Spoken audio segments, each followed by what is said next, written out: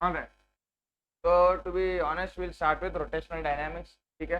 Rotational dynamics मैंने तुम लोग को लास्ट टाइम ये बोला था कि रोटेशनल डायनामिक्स अपने को दो हिस्सों में बटा है. समझ में आ रहा है क्या? एक पहला क्या आता है सर्कुलर मोशन और एक दूसरा क्या आता है रोटेशनल मोशन. ठीक है. सर्कुलर मोशन मालूम है ना क्या होता है? Circular motion usually 2D concept अपन पढ़ेंगे और रोटेशनल मोशन में अपन क्या पढ़ेंगे 3D कंसेप्ट पढ़ने वाले. समझ में आ रहा है क्या? ओके. रोटेशनल डायनामिक्स पढ़ने से पहले उसके अपन थोड़े बहुत इंपॉर्टेंट पैरामीटर्स पढ़ते हैं. समझ में आ गया क्या? मैंने तभी बताया था कि एक होता है एक्स या एस, एक होता है वी और एक होता है ए.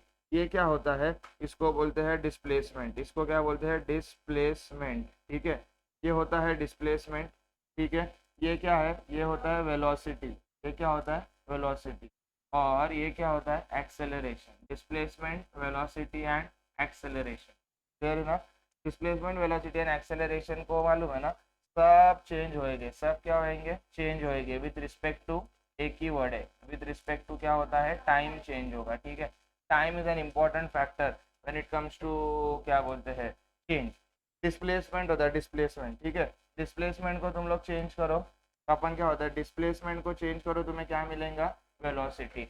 मतलब dx अपॉन dt. डिस्प्लेसमेंट अगर चेंज होगा विद रिस्पेक्ट टू टाइम तो तुम्हें क्या मिलेगा? वेलोसिटी. ये एक फॉर्मूला बन गया.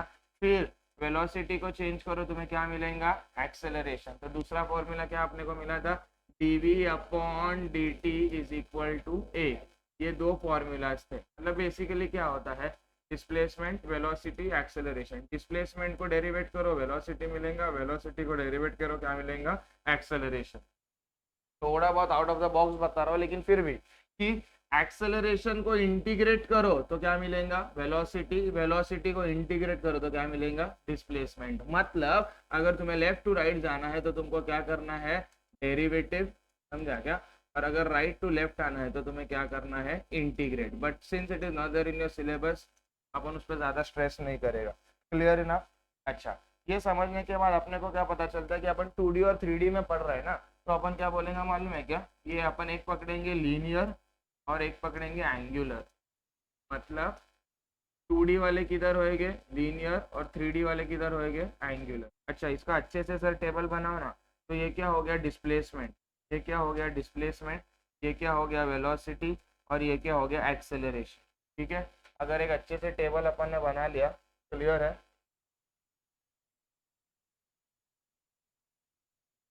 डिस्प्लेसमेंट को अपन कैसा लिखते हैं? डिस्प्लेसमेंट को अपन कैसा लिखेंगे वो मुझे बता सकता है? Very good. किससे लिखेंगे? एक्स से लिखेंगे. समझ में आ रहा है? वेलोसिटी को किससे लिखेंगे? वी से लिखेंगे. और एक्सेलरेशन को किससे लिखेंगे? ए से लिखेंगे. ये 2D वाले हैं जो अभी तक अपने को मालूम थे. अब अपन थोड़ा जंप करने वाले 3D में जाने वाले. तो डिस्प्लेसमेंट को 3D में कैसा लिखते हैं? थीटा से लिखेंगे.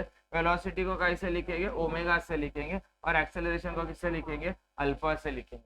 समझ में आ रहा है मैं क्या बोल रहा है? इसको मद्देनजर रखते हुए अपने पास वापस तीन फॉर्मूलेज बनते हैं. अरे ये भी डिस्प्लेसमेंट है, ये भी डिस्प्लेसमेंट है. तो मैं बोल सकता हूँ, क्या बोल सकता हूँ? Linear displacement is directly proportional to angular displacement.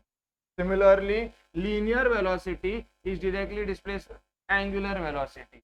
फिर linear acceleration is directly proportional to angular acceleration. अपना डायलॉग मालूम है ना क्या होता है? प्रोपोर्शनलिटी साइन हटाओ इज इक्वल टू कांस्टेंट लगाओ. तो लगाओ. प्रोपोर्शनलिटी साइन हटाओ इज इक्वल टू कांस्टेंट लगाओ. एक फॉर्मूला बन गया. प्रोपोर्शनलिटी साइन हटाओ इज इक्वल टू कांस्टेंट लगाओ. दूसरा फॉर्मूला बन गया. प्रोपोर्शनलिटी साइन हटाओ इज इक्वल टू कांस्टेंट लगाओ. तीसरा फॉर्मूला बन गया.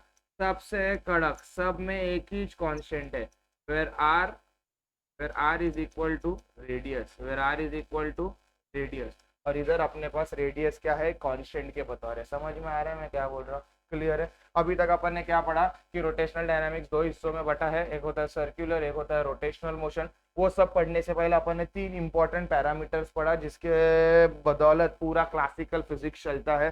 पहला है डिस्प्लेसमेंट, दूसरा है वेलोसिटी, तीसरा है एक्सेलरेशन.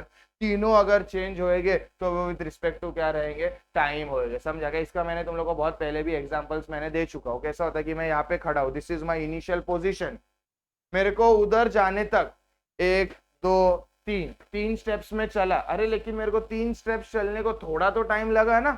समझ में आ रहा है क्या? मतलब my initial position and my final position change हो गए, मतलब मेरी बॉडी, मेरी खुद की बॉडी क्या हो गई, डिस्प्लेस हो गई, लेकिन वो किसके बदौलत हो गई, विथ रिस्पेक्ट टू टाइम। अगर मैंने 3 स्टेप्स फटाफट लिए तो तुम लोग बोलोगे सर आपकी स्पीड, आपका डिस्प्लेसमेंट हो गया। समझ में आ रहा है क्या? डिस्प्लेसमेंट कब होगा, जब मेरे को, मैं इधर खड़ा था तब मेरा time t is equal to 0 था, तब मैं उधर गया तब मेरा टाइम थोड़ा चेंज हो गया, तो जो भी मेरा डिस्प्लेसमेंट हो गया ना वो विद रिस्पेक्ट टू क्या हो गया, टाइम। वेलोसिटी, अपन बोलता है मेरा गाड़ी का स्पीड है 50 kilometre per hour, kilometre per hour, जो स्पीड भी चेंज होती है ना वो विद रिस्पेक्ट टू क्या रहेंगी, टाइम। मैं फटाफट चलूंगा, मैं कम टाइम में ज्यादा चलूंगा तो तुम बोलोगे सर आप फटाफट चल रहे हो। मैं अगर ज्यादा टाइम ले रहा हूं तो आप बोलोगे कम चल रहे हो, मतलब आप मेरी स्पीड को जज कर रहे हो based on time. Same is acceleration, acceleration का यूनिट क्या होता है, मीटर पर सेकेंड स्क्वायर, मतलब वो भी चेंज होता है वो विद रिस्पेक्ट टू टाइम। ये त्रिमूर्तिज है, डिस्प्लेसमेंट, वेलोसिटी और एक्सेलरेशन, ये त्रिमूर्तिज है, लेकिन ये तीनों का सबसे बाप है, इन लोग तीनों को अगर चेंज होगा वो विद रिस्पेक्ट टू क्या रहेगा, टाइम। फिर अपन ने पढ़ा कि लीनियर और एंगुलर ये दो चीज होते हैं। तो लीनियर अपने को सब लोग को वाकिफ था, अपन की डिस्प्लेसमेंट को x से लिखते हैं, वेलोसिटी को v से लिखते हैं, एक्सेलरेशन को a को लिखते हैं, लेकिन अपन अभी 3D चैप्टर में एंटर करने वाले हैं and that is the reason अपन ने 3D नोटेशंस भी पढ़ा कि एंगुलर डिस्प्लेसमेंट को थीटा बोलते हैं, एंगुलर वेलोसिटी को ओमेगा बोलते हैं और एंगुलर एक्सेलरेशन को अल्फा बोलते हैं। फिर अपन ने पढ़ा अगर तुम लोग लेफ्ट टू राइट जाओगे, दैट इज डिस्प्लेसमेंट को डेरिवेट करोगे तो तुम्हें क्या मिलेगा, वेलोसिटी, वेलोसिटी को डेरिवेट करोगे तो तुम्हें क्या मिलेगा, एक्सेलरेशन। डिपेंडिंग ऑन दैट अपने को ये दो फॉर्मूलाज मिला which prove to be important in the latter part of the chapter. फिर अपन ने क्या बोला कि दोनों डिस्प्लेसमेंट है, भले एक लीनियर है भले एक एंगुलर है, लेकिन दोनों तो डिस्प्लेसमेंट है, तो दोनों को मैंने बोला directly proportional. Formula number 1, formula number 2, formula number 3।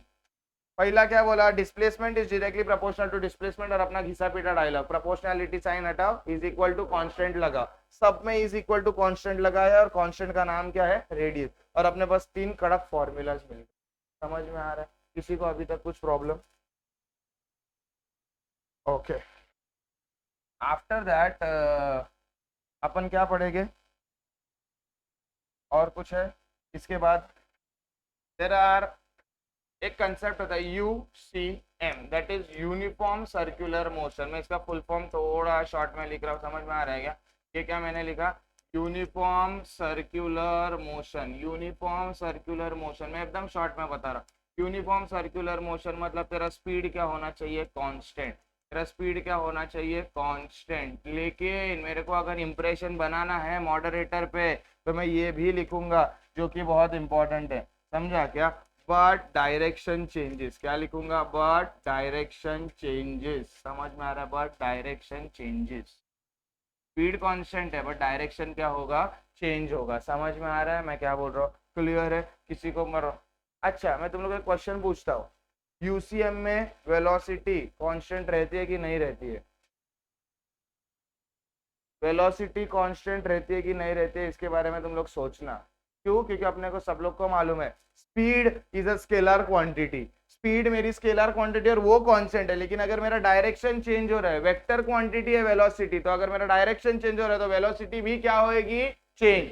और वेलोसिटी में जो मैग्नीट्यूड वाला पार्ट रहेगा ना वो मेरा चेंज नहीं होगा यूसीएम में।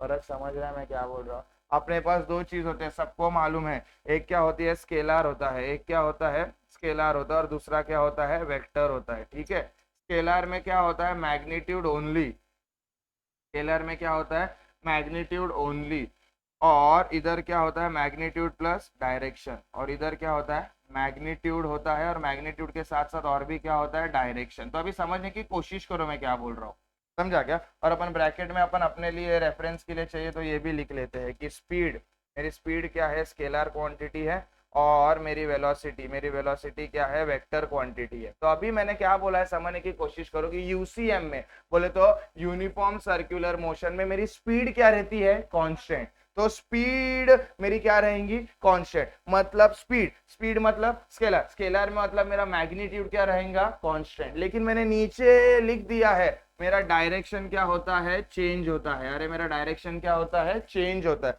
तो अगर मेरा डायरेक्शन चेंज हो रहा है, मैग्नीट्यूड कांस्टेंट है, डायरेक्शन चेंज हो रहा है, तो वेलोसिटी भी क्या होगा, चेंज होएगा। समझ में आ रहा है मैं क्या बोल रहा हूँ? Magnitude remains the same but velocity does not remain the same. ये बहुत क्रिटिकल पॉइंट है जो आधे से ज्यादा टीचर्स को समझाने नहीं आता है। समझ में आ रहा है क्या? क्योंकि समझाने भी आया ना तो it develops complication among the students.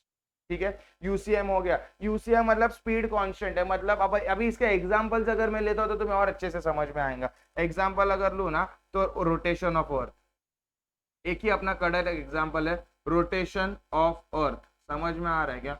Rotation of earth बोलो, क्लॉक बोलो, क्लॉक। समझ में आ रहा है क्या? रोटेशन ऑफ द अर्थ मेरे को मालूम है कि अर्थ को अपने इर्द गिर्द अपने अबाउट रोटेट करने के लिए अलोंग इट्स एक्सिस कितना लगता है? 24 आवर्स। फिर तुम्हारा दुनिया आर या पार होने दो, उसको कितना घंटा लगेगा? 24 घंटा ही लगेगा वही वापिस सेम पोजीशन पे आने के लिए।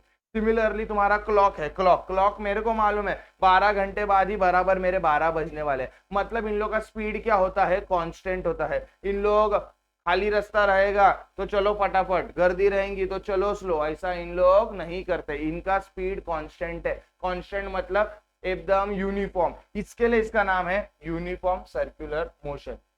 इसका अपोजिट क्या होगा? तो इसका अपोजिट होगा नॉन यूसीएम। नॉन यूसीएम मतलब जिसका स्पीड कांस्टेंट नहीं रहेगा। सर ऐसा एग्जांपल दे दो ना स्पीड कांस्टेंट नहीं रहेगा। फैन। समझ में आ रहा है क्या? Non UCM. नॉन यूसीएम का डेफिनेशन नहीं लिख रहा हूँ, सीधा अपने को मालूम है। नॉन यूसीएम का एग्जांपल क्या क्या रहेगा? फैन रहेगा। जब तुम लोग स्विच ऑन करोगे तब फैन क्या होएगा? उसका स्पीड इंक्रीज होते जाएगा, थोड़े टाइम बाद उसका स्पीड कांस्टेंट रहेगा। जब फैन बंद करोगे तो उसका स्पीड क्या होते जाएगा? डिक्रीज होते जाएगा। तो मैं फैन का एग्जांपल ऐसा ले सकता हूँ, जब चालू हो रहा है तब नॉन यूसीएम है, नॉन यूसीएम है। समझ में आ रहा है? जब फैन चल रहा है तब किस में आएगा? यूसीएम में आएगा। जब फैन वापस बंद हो रहा है तो वापस किस में आएगा? नॉन यूसीएम में आएगा। ये समझा मैं क्या बोल रहा हूँ? क्लियर है? ओके, ये फैन के बारे में हो गया। इसके बाद अपने पास दो तरीके के फोर्सेस होते हैं। अरे कितने होते हैं? दो तरीके के अपने पास फोर्सेस होते हैं। क्लियर है? अपन दोनों को इसमें पढ़ेंगे। एक होता है सेंट्रीपिटल, एक का नाम क्या होता है? सेंट्रीपिटल, और दूसरे का नाम क्या होता है? सेंट्रीफ्यूगल। एक का नाम होता है सेंट्रीपिटल और दूसरे का नाम क्या होता है? सेंट्रीफ्यूगल। अपन एकदम शॉर्ट में इसको फटाफट फटाफट फटाफट पढ़ेंगे।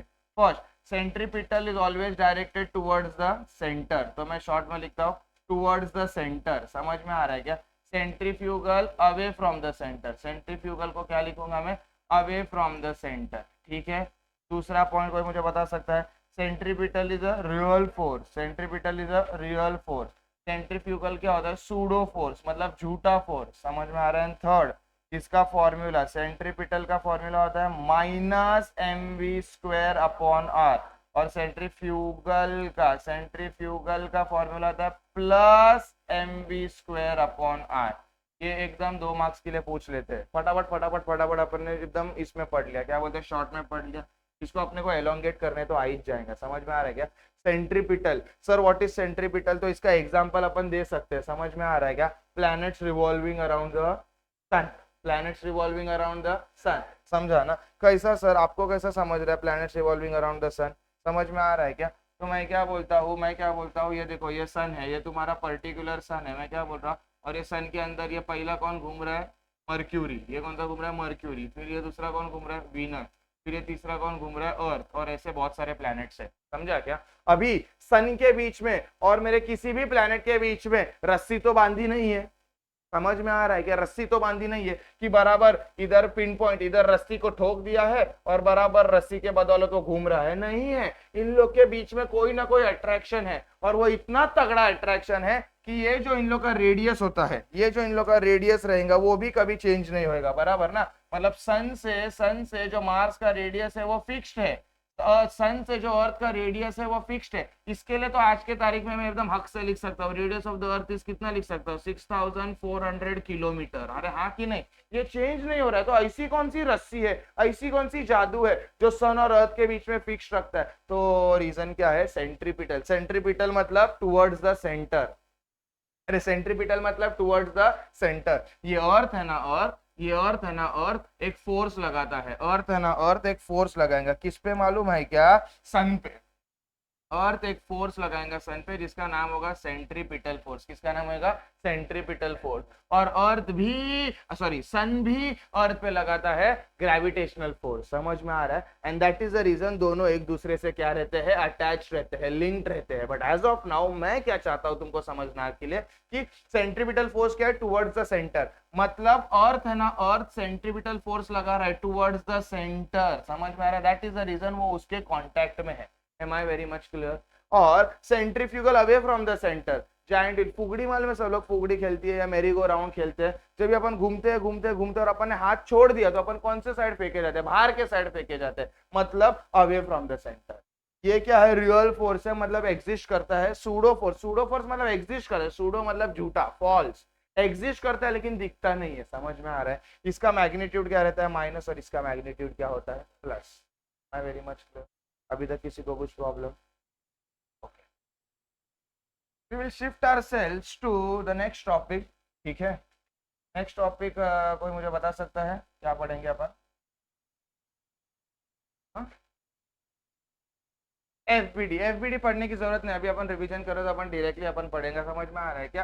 बैंकिंग ऑफ रोड्स, अपन किसके बारे में पढ़ेंगे? बैंकिंग ऑफ रोड्स के बारे में। ठीक है, तो ध्यान देना एवरीवन।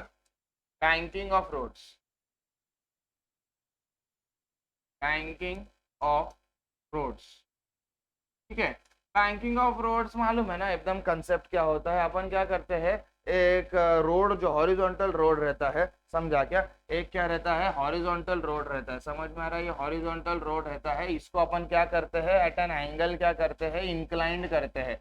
एट एन एंगल, इतना थीटा एंगल से मैं क्या करूंगा? इंक्लाइंड करूंगा। तो उसका डेफिनेशन क्या मालूम है ना? The process of inclination of inner edge over its outer edge, समझा क्या? is called as banking of roads, and the angle with which it is banked is called as the banking angle. अच्छा, banking of roads क्यों होता है मैंने तुमको समझाया था। बैंकिंग ऑफ रोड्स, अभी स्ट्रेट रास्ता याद है ना? अपना एग्जांपल अपन ने पढ़ा था, वो याद है कि नहीं? जब भी अपना रास्ता स्ट्रेट होता है, स्ट्रेट होता है, तब क्या रहता है? अपनी गाड़ी बराबर चलती है, कुछ प्रॉब्लम नहीं आता है, बराबर। लेकिन प्रॉब्लम कब आता है मालूम है क्या? जब गाड़ी क्या रहेंगी मालूम है क्या? टर्न लेंगा। जब गाड़ी क्या लेंगा? टर्न लेंगा, तब प्रॉब्लम आता है। अच्छा, कैसा प्रॉब्लम आता है सर? तो ये अपन ने बताया था, ये ऐसा आएगा, ये इसके बाहर जाएगा, या ऐसा आएगा, ये ऐसा इसके बाहर जाता है, अगर इस तरह इधर से जाना है तो इसके लिए मैं क्या करता हूँ? रोड्स को बैंक करता हूँ। रोड्स को क्या करता हूँ? बैंक करता हूँ कि ऐसा आएगा और ये ऐसा ऐसा ऐसा, ये दूसरा रोड बनेगा और ये ऐसा दूसरा रोड बनेगा। ये दिस इज एक्चुअल रोड। समझ में आ रहा है? तो मैं क्या करता हूँ? ये एच को रुकाता हूँ और ये एच को क्या करता हूँ? ऐसा ऊपर लेता हूँ। तो उसी को इंग्लिश में उन लोग ने बोला है the process of raising outer edge over its inner as. ये मेरी क्या हो गई? इनर एज हो गई। मैं इनर एज को वैसा ही स्टेशनरी रखता हूं और आउटर एज को क्या करता हूं? उठाता हूं। I repeat myself, the process of raising outer edge over its inner edge is called as banking of angles. और यूजुअली ये किस में दिखता है? घाट सिस्टम में दिखता है। समझ में आ रहा है मैं क्या बोल रहा हूँ? मतलब मेरा जो रोड ये था ना, अभी मेरा रोड ये नहीं है। अभी मेरा रोड कौन सा बन जाएगा? ये बन जाएगा। और मेरी गाड़ी किधर चलेंगी? मेरी गाड़ी इधर चलेंगी, ना कि इधर। समझ में आ रहा है क्या? जब मैं रोड को एक पर्टिकुलर एंगल पे एलिवेट करता हूँ, सिंपल एज दैट, एलिवेट करता हूँ मतलब उसको उठाता हूँ, तो उसको क्या बोलते हैं? Banking of roads. समझ में आ रहा है क्या? अच्छा, अब बैंकिंग ऑफ रोड्स में अपने को थोड़ा एफबीडी लगेगा। एफबीडी सर, एफबीडी माने क्या होता है? एफबीडी सबको मालूम है। एफबीडी मतलब फ्री बॉडी डायग्राम। अरे एफबीडी मतलब free body diagram. Free body diagram मतलब जब तुम लोग पॉइंट ऑफ कांटेक्ट से हटाते हो, जो भी पॉइंट ऑफ कांटेक्ट से बॉडी से उसको हटाते हो, तो उस पे लगने वाले फोर्सेस क्या होते हैं? एफबीडी बोलते हैं। अपन तीन फोर्सेस है, अपन रिवाइज करते हैं फटाफट। तीन फोर्सेस, फर्स्ट क्या होता है? W is equal to M into G. अपने भाषा में लिखता हूँ, डायरेक्ट किधर एक्ट करेगा? Vertically downward. अरे किधर एक्ट करता है? Vertically downward. समझा क्या? फिर सेकेंड फोर्स क्या रहेगा? Normal force. ये किधर एक्ट करेगा? Perpendicular to the surface. Perpendicular to surface. समझ में आ रहा है? Perpendicular to surface. और थर्ड कौन सा रहेगा? Tension. Tension always directed toward centre. Directed to centre. समझ में आ रहा है ना? ये अपन ने डिटेल में पढ़ा है, लेकिन ये फिलहाल अभी ऐसा ही पढ़ा रहा हूँ मैं। समझ में आ रहा है? क्लियर है? ओके सर, अभी एक अपना ये बनाओ ना।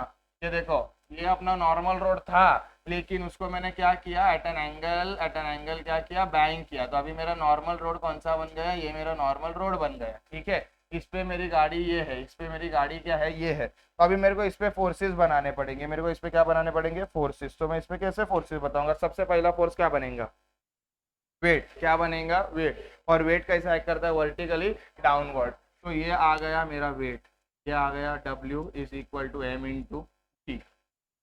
को कुछ प्रॉब्लम। उसके बाद मेरा क्या एक्ट करेगा, नॉर्मल। मेरा सरफेस ये है तो सरफेस से परपेंडिकुलर, मतलब ये मेरा क्या हो जाएगा, नॉर्मल। ये मेरा क्या हो जाएगा, नॉर्मल। समझ में आ रहा है मैं क्या बोल रहा हूँ, ये हो गया मेरा वेट और ये मेरा क्या हो गया, नॉर्मल। अच्छा, मैंने तुमको कन्वर्जन बनाया था, inertial frame of reference, non inertial frame of reference, समझा क्या। उसमें अपन ने बहुत स्पष्ट शब्दों में लिखा था, बहुत स्पष्ट शब्दों में अच्छे बात लिखे थे, दो बात लिखे थे। क्या लिखे थे, पास। क्या लिखा था, पास। पास को कैसा लिखेंगे, पास को कॉस, और दूर, दूर को क्या लिखेंगे, साइन लिखेंगे। बहुत अपने मंत्र थे, समझ में आ रहा है क्या, जो अपने को काम में आएंगे। पास मतलब कॉस और दूर मतलब साइन। ये कौन से फोर्सेस होते हैं मालूम है ना, नॉन इनर्शियल वाले। उनको अपन क्या करेंगे, रिजोल्व करेंगे। अरे क्या करेंगे, रिजोल्व। मेरे को नहीं लगता है डब्ल्यू को रिजोल्व करने की गरज है। अरे है क्या सर, क्या शॉर्ट में बताओ ना, मैं क्या बोल रहा हूँ। जो 0 डिग्री, 90 डिग्री, 180 डिग्री, 270 डिग्री के फोर्सेस रहेंगे वो अपने को चलेंगे। उसके अलावा जो आड़े टेढ़े फोर्सेस रहेंगे ना, आड़े टेढ़े फोर्सेस रहेंगे ना, आड़े टेढ़े फोर्सेस, वो अपने को नहीं चलेंगे। तो आड़े टेढ़े फोर्सेस को मुझे क्या कन्वर्ट करने का, सीधा करना पड़ेगा। और उसी को मैं क्या बोलता हूँ, रेजोल्यूशन। उसी को मैं क्या बोलता हूँ, रेजोल्यूशन। आड़े टेढ़े फोर्सेस को कन्वर्ट करना, समझा क्या, इनटू सीधा, इज कॉल्ड एज रेजोल्यूशन। और जब मैं कन्वर्ट करता हूँ, रेजोल्यूशन करता हूँ, तो मेरे को क्या मिलते हैं मालूम है, दो कंपोनेंट्स मिलते हैं। क्या मिलते हैं, दो कंपोनेंट्स। और दो कंपोनेंट्स जो रहते हैं ना, वो एक किधर रहता है, एक्स एक्सिस में रहता है, और एक किधर रहता है, वाई एक्सिस में रहता है। अब ये W तो पहले से ही सीधा है, तो मुझको इसको कन्वर्ट नहीं करना पड़ेगा। मेरे को किसको कन्वर्ट करना पड़ेगा, N को कन्वर्ट करना पड़ेगा। तो ये देखो, N को कन्वर्ट कर दिया मैंने, दो कंपोनेंट्स मिल गए। अरे क्या मिल गए, मेरे दो कंपोनेंट्स मेरे को मिल गए। समझ में आ रहा है क्या, एक टेढ़ा फोर्स था N, उसके बदौलत मैंने दो सीधे फोर्सेस बना लिए। टेढ़ा मतलब ब्लू की पावर ये ग्रीन के पावर के इक्वल रहेंगी। समझ में आ रहा है क्या, अगर ब्लू 100 रहेगा तो ये ग्रीन कितना रहेगा, 50-50, इक्वली डिस्ट्रीब्यूटेड। अच्छा, अब ये पास कॉस दूर साइन के लिए अपने को किसकी जरूरत होती है, तो अपने को टीटा की जरूरत होती है। टीटा इज रिक्वायर्ड, अरे टीटा इज रिक्वायर्ड। तो अपन टीटा ढूंढेंगे। अभी टीटा सबको शिफ्ट करने तो आता है ना, टीटा शिफ्ट करने का अपने को। तो सर टीटा को शिफ्ट करो, तो टीटा को शिफ्ट करोगे तो शिफ्ट करने का मैं एक अलग तरीका बता रहा हूँ, शिफ्ट करने का एक अलग तरीका बता रहा हूँ, ध्यान देना यहाँ पे। समझ में आ रहा है क्या, ये है, ये अपना है, और ये पॉइंट पकड़ता हूँ मैं, ये पॉइंट, ये तो पॉइंट क्या है, W है, ये पॉइंट क्या है, W है। समझ में आ रहा है क्या, और ये मेरा एक पॉइंट है N, समझा गया। ये मेरा एक कंपोनेंट है, ये मेरा एक कंपोनेंट है। अभी मुझे क्या पता चल रहा है, अभी मुझे क्या पता चल रहा है कि मेरा टीटा, मेरा क्या है, मेरा टीटा इधर है, मेरा टीटा फिलहाल किधर है, इधर है। समझ में आ रहा है क्या, तो अगर ये टीटा है तो बाय ऑल्टरनेट एंगल, अरे बाय ऑल्टरनेट एंगल ये भी मेरा क्या बन गया, टीटा बन गया। ये भी मेरा क्या बन गया, टीटा। अब ये पूरा 90 है, ये पूरा 90 है, तो ये टीटा है, तो ये कितना बन गया, 90 माइनस टीटा। अरे कितना बन गया, 90 माइनस टीटा। और अभी ये 90 है और ये 90 माइनस टीटा, तो ये कितना बन गया, थीटा।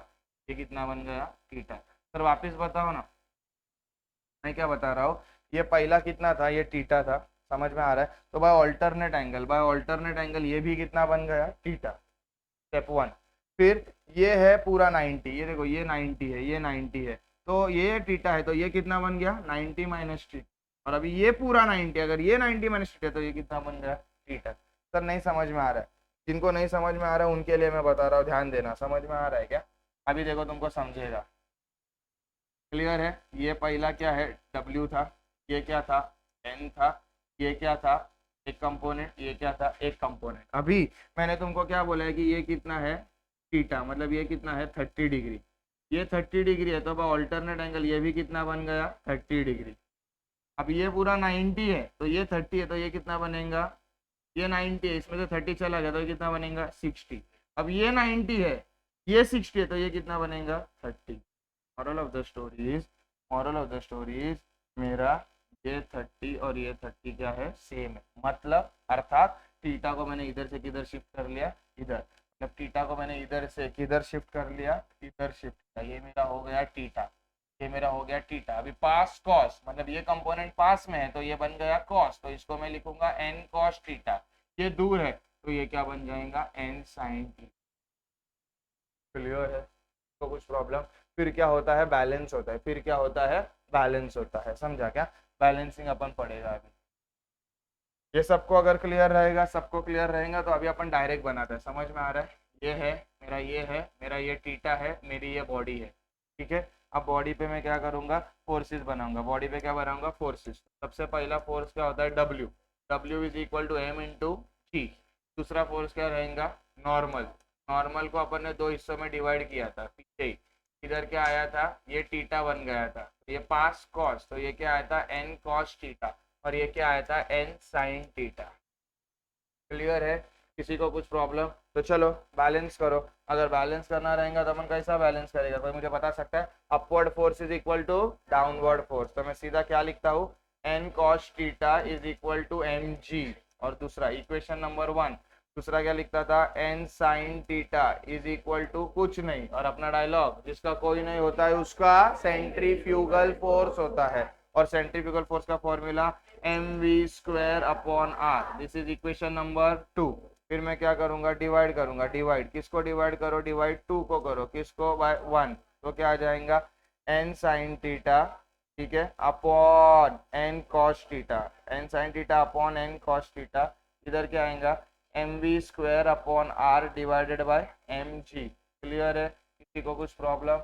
अच्छा, क्या क्या हो जाएगा, n कट, mm कट, बराबर। बचा क्या, बचा क्या, sine theta upon cos theta, क्या बचेगा, tan theta. Sine theta upon cos theta, tan theta is equal to v² upon R G. गाड़ी है, गाड़ी, गाड़ी की स्पीड जरूरत होती है, तो आर जी इधर डिवाइड है, उधर जाके multiply. Therefore R G into tan theta is equal to v²। मेरे को v² चाहिए, क्या नहीं, therefore v is equal to under root of R G tan theta. This is the most safest speed. अगर ये स्पीड पे चलोगे तो एक्सीडेंट होएगा नहीं। मेरे को सर एंगल भी चाहिए, एंगल, तो सीधा एंगल इधर से ले ले, इधर से ले ले, समझ में आ रहा है? एंगल चाहिए, एंगल। तो एंगल को क्या करूंगा, थीटा है ना, थीटा उधर ही रखूंगा, tan वो साइड भेज दूंगा, तो क्या होएगा, tan inverse of v² upon R जी। अरे tan inverse of v² upon R G, समझा गया? ये कौन सा हो गया, मोस्ट सेफ स्पीड। ये क्या हो गया, most safe speed, most safe speed. और ये क्या हो गया, बैंकिंग एंगल। ये क्या हो गया, बैंकिंग एंगल। क्लियर है? प्रॉब्लम? अच्छा, अब आगे जाके है ना, सिचुएशन थोड़ा और कॉम्प्लिकेटेड होएगा। कब मालूम है क्या, जब तुम लोग दो चीजों के बारे में पढ़ोगे। कौन से दो चीजों के बारे में पढ़ोगे? हाँ, समझ में आ रहा है? जब फ्रिक्शन प्ले आता है तो फर्स्ट वाला आएगा अपर स्पीड लिमिट। कौन सा आएगा, अपर स्पीड लिमिट। एक क्या आएगा, अपर स्पीड लिमिट, और दूसरा दूसरा क्या आएगा, लोअर स्पीड लिमिट। दूसरा क्या आएगा, लोअर स्पीड लिमिट। अच्छा, अपना मालूम है ना, अपर स्पीड लिमिट और दो लोअर स्पीड लिमिट, ये डिपेंड ऑन एफएस के फोर्स पे। किसके बेसिस पे इसको अलग अलग किया है, एफएस। एफएस मतलब फ्रिक्शनल फोर्स। सर मतलब क्या होता है, मैं सीधा दो डायग्राम बता देता हूँ, काम भारी हो जाएगा, ध्यान देना। इधर क्या होता है, ये क्या है, नॉर्मल, ये एट एन एंगल टीटा, इसको इंक्लाइन किया तो ये बन गया टीटा। इधर मेरी क्या है, गाड़ी है, इधर मेरी क्या है, गाड़ी है। समझ में आ रहा है क्या? तो अभी मैं क्या करूंगा मालूम है क्या, अभी इसको क्या करूंगा, रिजोल्व करूंगा। मैं क्या करूंगा, उसको रिजोल्व करूंगा। तो चलो रिजोल्व करते हैं। रिजोल्व करेंगे तो पहला फोर्स क्या आया, W. W is equal to M into G. दूसरा फोर्स क्या आया, एन, और एन को रिजोल्व करेंगे तो मालूम है एन ये है, ये टीटा है, पास कॉस दूर साइन के हिसाब से ये क्या आएगा, एन कॉस टीटा, और ये क्या आएगा, एन साइन टीटा। समझा क्या? इधर तक तो अपन ने लास्ट टाइम पढ़ा था। अभी मैं कुछ नया पढ़ाया। मैं क्या बोला कि अपने को एफएस, एफएस बोले तो फ्रिक्शनल फोर्स आएगा। मैंने अपने टेक्निक भी ऊपर ने बताया था। क्या टेक्निक था कि अपर स्पीड लिमिट पे फ्रिक्शन नीचे, उल्टा अपर स्पीड में फ्रिक्शन किधर लगेगा, नीचे। मतलब फ्रिक्शन किधर लगेगा, नीचे। समझ में आ रहा है? किधर लगेगा, नीचे। और लोअर में किधर लगेगा, ऊपर। अपर में किधर लग रहा है, नीचे लग रहा है। तो अभी इसको भी रिजोल्व करूंगा मैं। इसको रिजोल्व करूंगा तो इसको ऐसा एक आएगा और एक इधर नीचे आएगा। बाय ऑल्टरनेट एंगल अगर ध्यान से देखोगे तो ये क्या आ जाएगा, टीटा। ये है मेरा एफ एस, और अगर ये टीटा है तो पास कॉस, मतलब ये वाला बन गया एफ एस कॉस टीटा, और ये वाला क्या बन गया, F S sine theta. Am I very much clear? मैं इसका बैलेंसिंग बता रहा हूँ, सिर्फ बैलेंसिंग। सर बैलेंसिंग बताओ, तो बैलेंसिंग कैसे होएगा मेरे को बताओ। Upward force is equal to downward force. Upward force कौन सा है, एन कॉस थीटा। अरे कौन सा है, N cos theta. Downward force कौन सा है, एम जी। और उसके साथ और भी कौन जुड़ेगा, एफ एस साइन थीटा। कौन जुड़ेगा, एफ एस साइन थीटा। समझा गया। कॉस वाले ट्रिग्नोमेट्रीज को एक साथ रखो, बाकी सबको उधर फेंक दो, तो ये क्या बन जाएगा, N cos theta minus F S sine theta is equal to M G. Equation number 1। Next, left hand side force is equal to right hand side force. तो लेफ्ट हैंड साइड में कौन है, N sine theta plus F S cos theta is equal to, right hand side में कोई नहीं होता, और अपना फॉर्मूला क्या है, जिसका कोई नहीं होता उसका सेंट्रीफ्यूगल फोर्स होता है। तो इसका फॉर्मूला क्या आएगा, M V square upon R. ये बन गया इक्वेशन नंबर 2। और इसके बाद अपने को सॉल्व करने तो आता ही है, समझ में आ रहा है, क्लियर है कि सॉल्व करके बताओ। ये एकदम तगड़ा है, समझ में आ रहा है ना। ये है, ये किसका है, अपर स्पीड लिमिट। ये किसका formula, upper speed limit. Lower speed limit में मालूम है ना क्या हो जाएगा, लोअर स्पीड लिमिट में फ्रिक्शनल फोर्स किधर आ जाएगा, इधर ऊपर आते जाएंगे और ऊपर रिजॉल्व होगा। Am I very much clear, किसी को कुछ प्रॉब्लम। ये दोनों फॉर्मूलेज बहुत इंपॉर्टेंट है, ठीक है। उसके बाद अपन ने किसके बारे में पढ़ा था, उसके बाद अपन ने पेंडुलम के बारे में पढ़ा था। किसके बारे में पढ़ा था, पेंडुलम। और अगर डिटेल में जाओगे तो अपन किसके बारे में पढ़ा था, कोनिकल पेंडुलम। याद है कोनिकल पेंडुलम ना, कैसा आता था कोनिकल पेंडुलम का स्ट्रक्चर। ये क्या है मेरा, रिजिड सपोर्ट। ये क्या है मेरा, रिजिड सपोर्ट। ये क्या है मेरा, पेंडुलम। पेंडुलम एक्सट्रीम पोजीशन पे जाएंगे तो किधर आएगा, इधर। और इधर एक्सट्रीम पोजीशन पे जाएंगे तो किधर आएगा, इधर। और ये उसका ट्रेजेक्टरी है, ये उसका क्या है, ट्रेजेक्टरी है। समझ में आ रहा है, क्लियर है, किसी को कुछ प्रॉब्लम। चलो फोर्सेस बनाओ जब वो एक्सट्रीम पोजीशन पे रहता है, तो कैसे कैसे फोर्सेस बनेंगे मेरे को बताओ। फर्स्ट क्या आएगा, एम जी। सेकेंड क्या आएगा, नॉर्मल। लेकिन नॉर्मल इधर नहीं आएगा, क्यों, क्योंकि इधर सरफेस ही नहीं है, इधर सरफेस ही नहीं। तीसरा फोर्स क्या है, टेंशन। टेंशन आएगा, क्यों, क्योंकि इधर धागा है। मैंने पहले बोला व्हाट इज टेंशन, तो tension is observe only in strings cables, बोले तो वायर लाइक स्ट्रक्चर। समझा क्या। तो इधर टेंशन आएगा। टेंशन कौन से डायरेक्शन में आएगा, ये डायरेक्शन में आएगा, टी। ये होता है टीटा, ये होता है टीटा। तो भाई ऑल्टरनेट, मेरे को टी है तो मेरे को टी को क्या करूंगा, रिजॉल्व करूंगा। अरे टी को क्या करूंगा, रिजॉल्व करूंगा। एक आएगा इधर, एक आएगा इधर, by alternate angle. By alternate angle ये भी क्या बन गया, टीटा। तो ये क्या बन जाएगा, टी कॉस टीटा। और ये क्या बन जाएगा, टी साइन टीटा। चलो बैलेंस करो, बैलेंस करो। तो बैलेंस करने में क्या आएगा, upward force is equal to downward force. तो मैं क्या बोलूंगा, T cos theta is equal to M G. Equation number 1। Second क्या आएगा, T sine theta is equal to, जिसका कोई नहीं होता है उसका सेंट्रीफ्यूगल फोर्स होता है। Equation number 2। इसको सॉल्व करोगे, समझा ना। फिर V square is equal to R G tan theta मिलेंगे। और फिर आगे अपने को डायरेक्ट में फॉर्मूला लिख रहा हूँ, लास्ट फॉर्मूला क्या मिलेगा, तो T is equal to 2 pi under root of L cos theta upon G. समझा क्या, अभी तुमको ये सब ऑन द थ्रोट याद रहना चाहिए। समझ में आ रहा है, क्लियर है, किसी को कुछ problem. Okay, the last concept of the 2D part was VCM. क्या पढ़ा था, वीसीएम। वीसीएम बोले तो वर्टिकल सर्कुलर मोशन।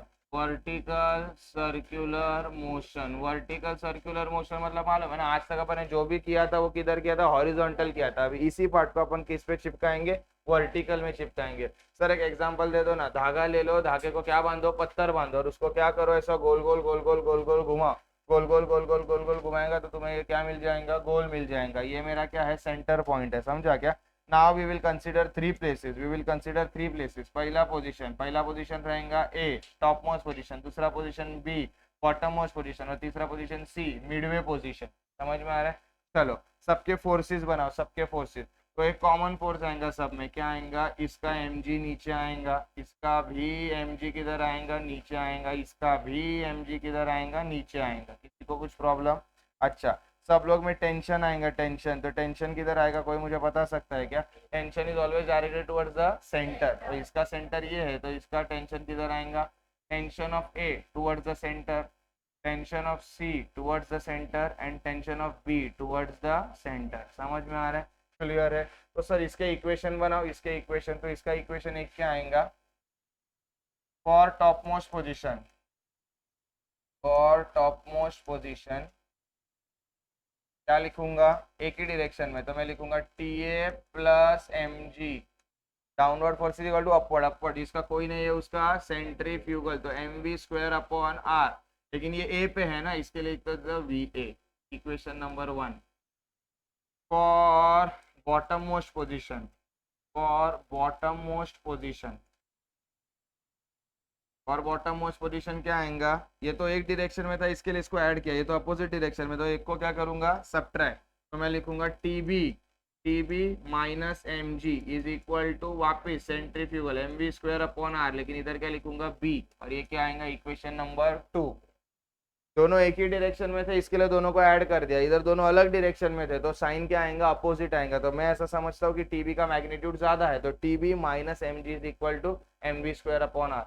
अब जो जो पोजीशन पे तुमको ढूंढना है उस पोजीशन में अपन क्या करते हैं वैल्यूज डालते हैं, अरे हाँ कि नहीं याद रहेगा, तो at A, for at A अपन क्या बोलता था मालूम है ना, एट ए सबसे important T is equal to 0, अरे टी इज इक्वल टू 0 क्यों मालूम है ना, स्लैक होता था, ये स्लैक होता था इसके लिए, तो टी इज इक्वल टू 0 डाला, मतलब tension at A is equal to 0 आया, तो ये 0 हो गया, तो बचेगा क्या M G is equal to M V A square upon R, समझा क्या, एम और एम कट, फाइनल फॉर्मूला क्या मिलेगा, therefore V A is equal to under root R G, सबको याद है ना V A is equal to under root R G, समझा क्या। बी पोजिशन, बी पोजीशन को अपन क्या करते थे कंपेयर करते थे, समझ में आ रहा है, और अपन फॉलो करते थे kinetic energy is equal to potential energy, kinetic energy क्या होती थी half M B B square minus half M B A square, B minus A क्यों किया, क्योंकि कॉमन सेंस है, बी पे स्पीड क्या रहेंगी ज्यादा रहेंगी और ए पे स्पीड क्या रहेंगी कम रहेंगी, is equal to potential energy M G, और दोनों के बीच में परपेंडिकुलर डिस्टेंस कितना है 2h, तो आंसर क्या आता था 2h, इधर हाफ एम कॉमन, तो हाफ एम कॉमन, अंदर क्या बचेगा V B square minus V A square is equal to 2mgh, क्या आएगा m और m क्या हो जाएगा कट, और ये 2 और 2 उधर क्या हो जाएगा 4, तो V B square minus V A square का वैल्यू मालूम है पीछे क्या था R G, V A square का वैल्यू क्या था आर जी, और ये 2 और 2 क्या हो जाएगा 4, 4 8 सॉरी एम जी 2 आर आएगा, 2h नहीं आएगा, माय बैड, 2 क्या आएगा 2 आर आएगा, 2 आर, तो इधर भी क्या आएगा 2 आर, तो इधर क्या बचा 4 R G, minus R G है, उधर जाके क्या होएगा प्लस आर जी, उधर क्या आएगा प्लस आर जी, और मेरे को वी बी चाहिए, तो V B is equal to क्या आएगा अंडर रूट 5 आर जी, ये किधर का हो गया, ये एट पोजिशन बी, किधर का हो गया at position B, and last at position क्या आएगा एट सी, सी में भी वही चाहता है kinetic energy is equal to potential energy, समझा गया, इधर भी सेम आएगा हाफ एम, लेकिन इधर क्या आएगा V C square minus sorry इधर क्या आएगा V B square minus half M V C square is equal to M G, और इधर एक ही डिस्टेंस है इसके लिए क्या आएगा आर, तो इधर क्या आएगा हाफ एम कॉमन, अंदर क्या बचेगा V B square minus V C square is equal to M G R, M M cut, 2 उधर गया तो V B square minus V C square is equal to 2 R G, पीछे ही मिला V B square का formula 5 R G, ये इधर आया माइनस 2 आर जी, वो उधर गया V C square, therefore V C will be equal to under root of 3 R G, समझ में आ रहा है ना।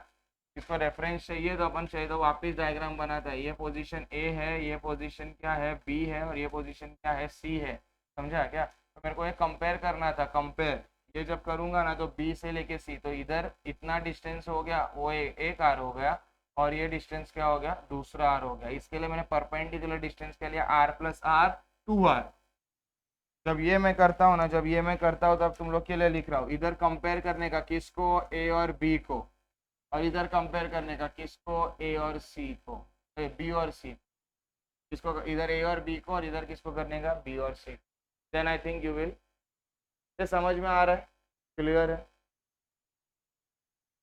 Letter part of the chapter, ठीक है, इसमें अपन सब रोटेटिंग बॉडी के इसका पढ़ेगा, मतलब 3D चीज़ों के बारे में पढ़ेगा, तो अपना जो भी अपन ने 2D चीज़ पढ़ा है ना वो अभी अपन ट्रांसफॉर्म करेंगे 3D बॉडी के विषय में पढ़ेंगे। अभी फॉर एग्जांपल रोटेटिंग बॉडी पढ़ाने से पहला सबसे इम्पोर्टेंट पार्ट क्या आता है मालूम है इसमें, more than the rotating body, we will study about one this. सबको ये टर्म बहुत इंपॉर्टेंट है, movement of inertia. Movement of inertia सबको मालूम है ना, मूवमेंट ऑफ इनर्शिया क्या है? शॉर्ट में लिखूंगा तो inertia, movement of inertia is equal to mass to square of distance. क्या गया? Mass into square of distance. Mind you, R is not the radius, R radius नहीं है सर। मतलब जो मैं रोटेटिंग बॉडी का बात कर रहा था, वो अगर रोटेटिंग बॉडी मैंने बनाया, ये उसका क्या है? एक्सिस है, ये ऐसा घूमेगा ओमेगा से। समझ में आ रहा है क्या? तो मैं ऐसा लिखता हूँ, मैं ऐसा लिखता हूँ, समझ में आ रहा है क्या? कि ये मैं बोलता हूँ ये मास m1 है, ये मैं लिखा मास m1 और ये डिस्टेंस क्या है? r1। ये मास m2 और ये डिस्टेंस क्या है? r2। ये मास rn और ये डिस्टेंस rn और ये मास क्या है? mn।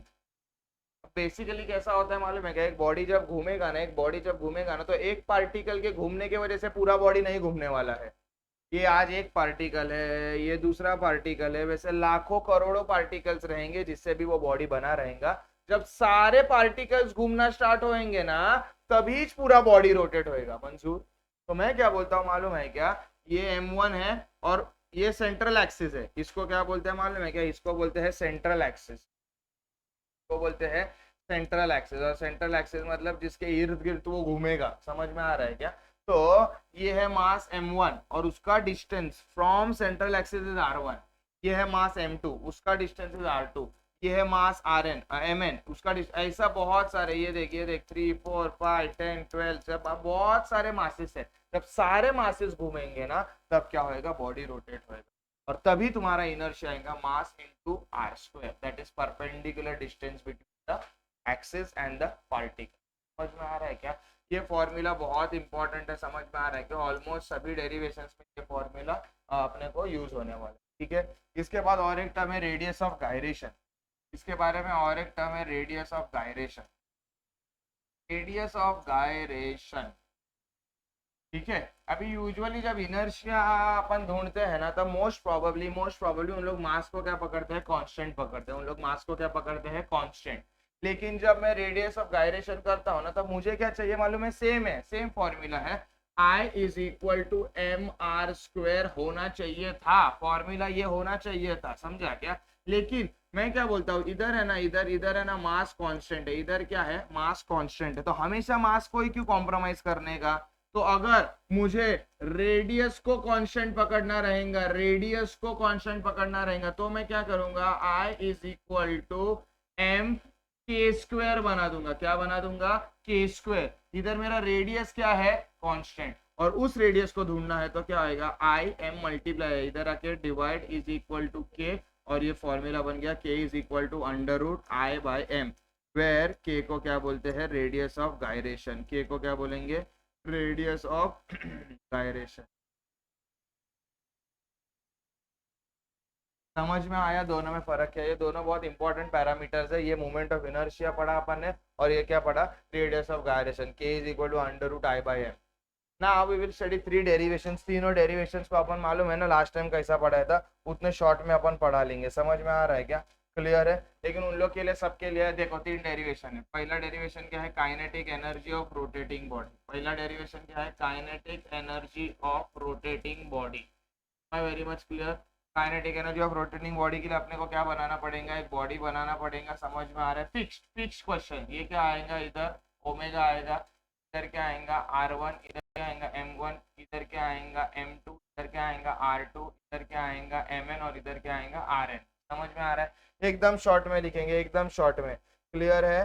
तो अपन पहला कैसा लिखेंगे? वी नो क्या कि v is equal to r into omega. फिर अपन लिखता है kinetic energy is equal to half m v square. Therefore kinetic energy is equal to half m, और v के जगह क्या आएगा? r square omega square. Therefore kinetic energy is equal to half, इसके जगह क्या आएगा? I, और ये क्या आएगा? Omega square. तो काइनेटिक एनर्जी क्या बन गया? Half I omega square. मैं बहुत शॉर्ट में समझा दिया हूँ, since we are doing revision का पार्ट, मैंने बहुत शॉर्ट में समझा लिया हूँ। समझ में आ रहा है क्या? ये अपने को इलेबरेट करना है, ये अपने को क्या करना है? खोलना है। कैसा खोलोगे? तो थोड़ा बहुत थ्योरी लिखोगे, let masses m1 m2 and mn be at perpendicular distances r1, r2 and rn respectively. Let the body rotate with constant angular. ये याद रखने का, ये एंगुलर वेलोसिटी है और एंगुलर वेलोसिटी इधर क्या रहेंगी, कांस्टेंट रहेंगी. समझा क्या, मतलब एक ही वो आरपीएम से या आरपीएस से घूमती रहेगी. क्लियर है. फिर मैं लिखूंगा we know V1 is equal to R1 omega, V2 is equal to R2 omega, Vn is equal to Rn omega. omega 1, omega 2, omega n नहीं लिखेंगे. क्यों? कि ओमेगा क्या है, कांस्टेंट. बहुत तरीके के वी होते हैं. फिर मैं लिखूंगा we have kinetic energy half M V square. और फिर ये वी का, ये मैंने बहुत शॉर्ट में लिखा है, स्ट्रक्चर लिखा है, लेकिन इसको अपने को हर इसमें 3 सेंटेंस में इलेबरेट करना है. For 1, for 2 and for N. समझ में आ रहा है क्या. तो omega V equal to R omega M V square. तो वी के जगह मैंने क्या डाल दिया, आर स्क्वायर ओमेगा स्क्वायर. और सबको मालूम है, बीच पड़ा, एम आर स्क्वायर मतलब क्या होता है, आई. तो काइनेटिक एनर्जी का ये क्या फॉर्मूला बन गया, हाफ आई ओमेगा स्क्वायर. समझा क्या. सिमिलरली अपन नेक्स्ट टॉपिक किसका पढ़ेगा बोलो, एंगुलर मोमेंटम. किसका पढ़ेगा, angular momentum of a rotating body. Angular momentum of a rotating body के लिए भी सेम है. समझ में आ रहा है. देखो सेम डायग्राम है, ये सेम डायग्राम बनाओ, ये अपना एक्सिस बनाओ, सेंट्रल एक्सिस सेम. इधर क्या आएगा R1 और इधर क्या आएगा M1, इधर क्या आएगा M2 और इधर क्या आएगा R2, इधर क्या आएगा Mn और इधर क्या आएगा Rn. इसको भी अपन शॉर्ट में ही पढ़ेंगे. समझ में आ रहा है क्या. क्या बोलेंगे, इधर भी बोलेंगे V is equal to R omega. इसके बाद क्या बोलेंगे, मेरे को मालूम है linear momentum. Linear momentum is equal to mass into velocity. Therefore P will be equal to M और V के जगह क्या आएगा R omega. I also know angular momentum. Angular momentum is equal to P into R. Therefore L is equal to P. P के जगह क्या आएगा M R omega into R. तो L क्या हो जाएगा, L is equal to M R square omega. Therefore L is equal to क्या बन गया, I omega. अरे L is equal to क्या बन गया, I omega. सबको मालूम रहना चाहिए. क्या मालूम रहना चाहिए बताओ कि P क्या होता है, लीनियर मोमेंटम. P क्या है, लीनियर मोमेंटम. और L क्या है, L एंगुलर मोमेंटम. और L क्या है, angular momentum. Am I very much clear. इधर आई डोंट थिंक कुछ प्रॉब्लम आएगा. वैसा ही शॉर्ट में सबको इलेबरेट करने का ये मैंने स्ट्रक्चर बना तो मेरे को लगता है काम भारी हो गया. ठीक है. उसके बाद एंगुलर मोमेंटम के बाद एक क्या आता है, torque of a rotating body. क्या आता है, टॉर्क ऑफ रोटेटिंग बॉडी. समझ में आ रहा है. इधर भी मैं क्या करूंगा, सेम डायग्राम बनाऊंगा, सिर्फ इधर एक चेंज होगा कि ये अभी ओमेगा नहीं रहेगा. अरे इधर बनाना भूल गए. इधर क्या है, ओमेगा कांस्टेंट एंगुलर वेलोसिटी, इधर कांस्टेंट एंगुलर एक्सेलरेशन. इधर थोड़ा सा डायग्राम चेंज होगा. ये तो सेम रहेगा M1, ये रहेगा R1, ये रहेगा M2, ये रहेगा R2, ये रहेगा Mn, ये रहेगा Rn. इसमें एक्स्ट्रा फोर्सेस बनाने का, ये क्या आएगा F1, ये क्या आएगा F2 और ये क्या आएगा Fn. डायग्राम थोड़ा कॉम्प्लिकेटेड बना दिया लेकिन ध्यान देना. ठीक है. इधर ओमेगा कांस्टेंट था तो ओमेगा का रिलेशन, इधर अल्फा कांस्टेंट है तो अल्फा का रिलेशन. समझ में आ रहा है क्या, क्लियर है. तो मैं इधर क्या लिख सकता हूँ, A is equal to R alpha. क्या लिख सकता हूँ, A is equal to R alpha. A is equal to R alpha. समझ में आ रहा है, क्लियर है. तो A इज इक्वल टू क्या आएगा, आर अल्फा. फिर मैं क्या करता हूँ, force is equal to mass into acceleration according to Newton second law. तो force is equal to mass, acceleration की जगह क्या आएगा, आर अल्फा. और फिर मैं लिखूंगा tau. Tau is equal to force into perpendicular distance. Therefore tau is equal to force. Force क्या है, M R alpha into R. तो ये क्या बन जाएगा, ये क्या बन जाएगा, एम आर स्क्वायर अल्फा. और सबको मालूम है एम आर स्क्वायर मतलब टाउ इज इक्वल टू क्या आएगा, आई अल्फा. ये दो डेरिवेशन, काइनेटिक एनर्जी का पहला, एंगुलर मोमेंटम का दूसरा और मेरे को लगता है टॉर्क का तीसरा. शॉर्ट में सब पढ़ा रहा हूँ. समझ में आ रहा है, क्लियर है. कंजर्वेशन ऑफ एंगुलर मोमेंटम भी मालूम रहेगा. ओके. अभी अपन पढ़ेंगे के बारे में पैरेलल एक्सिस थ्योरम. के बारे में पढ़ेंगे पैरेलल एक्सिस थ्योरम. ये बहुत इंपॉर्टेंट है तो इधर ध्यान देना. Parallel axis theorem, parallel axis theorem. तो पैरेलल एक्सिस थ्योरम में सबसे इंपॉर्टेंट क्या है, तो तुम्हारा डायग्राम है पैरेलल एक्सिस थ्योरम. ये रोटेटिंग बॉडी निकाला, ठीक है, एक एक्सिस है और क्या हो गया, ये एक एक्सिस. ठीक है. डायग्राम बनाओगे तो ये अपना ओ हो जाता था, ये ओ आता था. एक इधर से आता था, एक ऐसा आता था, ठीक है। ये क्या आएगा मेरे को बताओ। ये पॉइंट पी आता था, ये पॉइंट पी, क्या आता था ओ, ये आता था, ये आता था डी, बराबर, ये आता था आर, ये आता था आर नॉट, ये आता था एच और ये आता था एक्स, बराबर, एकदम सेम के सेम फॉर्मूला है। क्लियर है, ठीक है। तो अभी आगे, अब आगे अगर मेरे को लिखना रहेगा तो मैं क्या लिखूंगा बताओ मुझे। डायरेक्ट लिखूंगा ना, ओपी, ओपी, ओपी को मैं क्या लिख सकता हूँ, integration of R square D M, कैसे आया था बताया था। और सीपी, सीपी क्या लिखूंगा, under root of R not square D M. क्यों, क्योंकि इनर्शिया क्या बोलता है, इनर्शिया का फॉर्मूला होता है एम आर स्क्वायर, अरे इनर्शिया का फॉर्मूला क्या होता है, एम आर स्क्वायर। तो inertia around OP is equal to M, छोटा एम को बड़ा करने के लिए इंटीग्रेट किया एम आर स्क्वायर, और इधर भी एम आर स्क्वायर आ रहा है। फिर मैं क्या लगाऊंगा, पाइथागोरस थ्योरम लगाऊंगा। तो मैं बोलूंगा by Pythagoras theorem OP square, क्या बोलूंगा, OP square is equal to O D square plus P D square. समझ में आ रहा है, ओके। नाउ मैं लिखता हूँ OP square is equal to, OD को खोलूंगा, कैसा खोलूंगा, O C plus C D the whole square, और इसको पी डी स्क्वायर वैसा ही रखूंगा। तो A plus B the whole square के हिसाब से खोलूंगा, तो A square plus A B plus B square. समझ में आ रहा है क्या, है। अच्छा ये देखिए खुशी होती है क्योंकि मैं वापस अभी छोटे ट्राइंगल में मारूंगा, छोटे ट्राइंगल में पाइथागोरस मारूंगा, तो in triangle C P D क्या आएगा, C P square is equal to C square plus P D square, मतलब C P square plus P D square को मैं क्या लिख सकता हूँ, C P square. Therefore O P square is equal to O C square plus 2 into O C into C D, और उसके जगह क्या आएगा, सी पी स्क्वायर, क्या आएगा, सी पी स्क्वायर। अभी अपन सबके नाम लिखेंगे, ओ पी स्क्वायर मतलब R square, O C square, O C मतलब एच स्क्वायर, ओ सी मतलब एच, सी डी मतलब एक्स, प्लस ये क्या आएगा, आर नॉट स्क्वायर। फिर अपना बहुत इंपॉर्टेंट स्टेटमेंट है, integrating and multiplying by D M, integrating and multiplying by D M. तो ये क्या आते रहेगा, क्या आते जाएगा, इंटीग्रेट आर स्क्वायर और डी एम से मल्टीप्लाई, इंटीग्रेट एच स्क्वायर और डी एम से multiply, plus integrate 2hx plus integrate R not square D M, integrate R square D M, समझा ना। तो क्या लिख सकता हूँ, ओपी, तो क्या लिख सकता हूँ ओपी, और ओपी को ही अपन क्या लिखते थे, ओपी को ही क्या लिखते थे, आई नॉट, और इसको ही क्या लिखते थे, आई सी। इसके जगह क्या आएगा, आई नॉट, इसके जगह क्या आएगा, आई नॉट, इसके जगह क्या आएगा, आई सी। एच स्क्वायर बाहर आएगा, अंदर क्या बचेगा, डी एम, प्लस 2h बाहर आएगा, अंदर क्या बचेगा, एक्स डी एम। मालूम है ना, अपने को मालूम है integration of X D M is equal to 0। क्यों, algebraic sum of centre, algebraic sum of movements at centre is 0। Therefore I O is equal to integration of D M क्या होता है, M H square plus I. आ गया, clear है, तो कुछ problem, पक्का। के अलावा बाद में क्या था, एक परपेंडिकुलर एक्सिस थ्योरम था और एक ये था, समझ में आ रहा है।